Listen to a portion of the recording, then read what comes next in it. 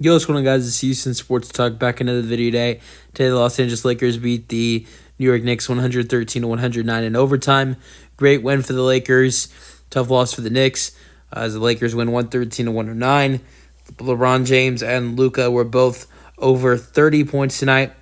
Both had double-doubles, and maybe if this game went to double overtime, maybe possibly both of them would have had triple-doubles, and that would have been crazy, and that would have been the first time that both of those players would have had triple doubles in the same game, and Luka's had a triple double since then.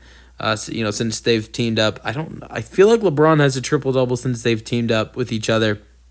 And I know for sure they haven't both had one in the same game. But if this one went to double overtime, that might have happened. And this game did nearly go to double overtime.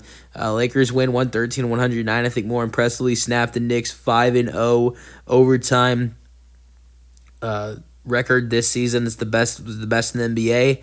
And the Knicks fall to 40-22. The Lakers improved to 40-21 and officially have a better record than the New York Knicks now. So yeah,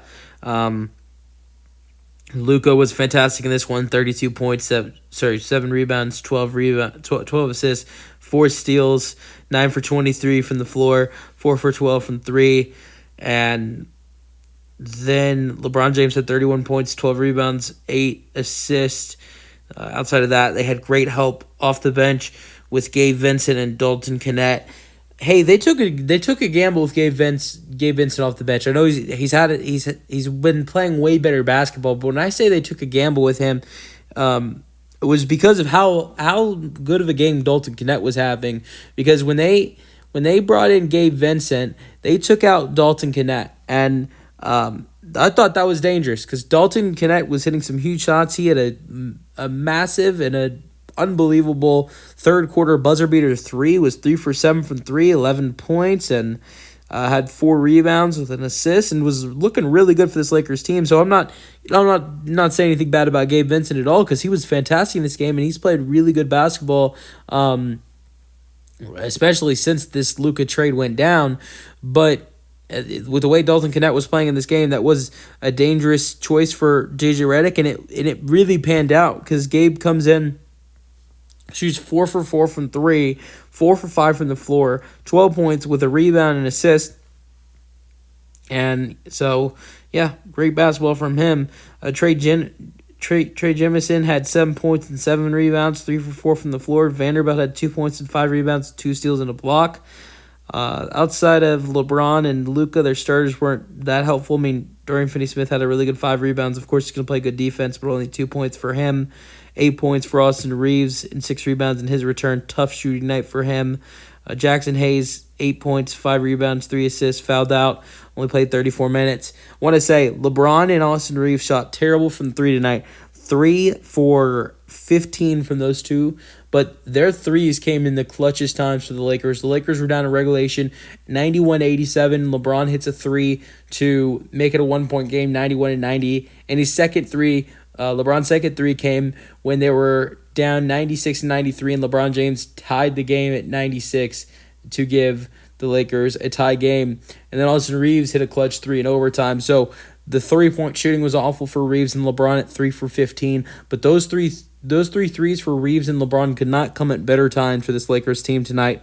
Jalen Brunson was fantastic, 13 for 26, 39 points, 10 assists. Was shooting terrible from 3, 1 for 7. If Brunson would have just abandoned his 3-point shooting tonight, I want to say he made the first 3 he took.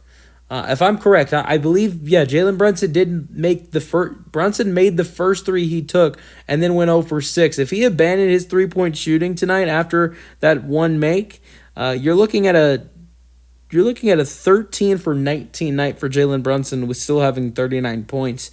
10 assists for Brunson as well, 4 rebounds. But the bigger story than Brunson having 39 and 10 tonight was the injury he had at the end of this game.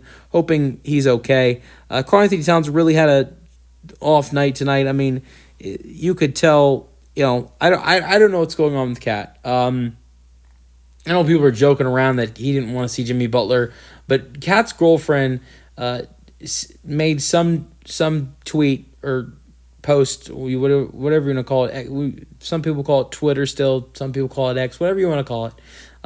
His girlfriend made a post on there about F cancer No one knows what that sound. I've heard so many different things. I've heard his girlfriend has cancer. I've heard his girlfriend's dad, his girlfriend's aunt have died from cancer. Like I don't know what to believe at this point.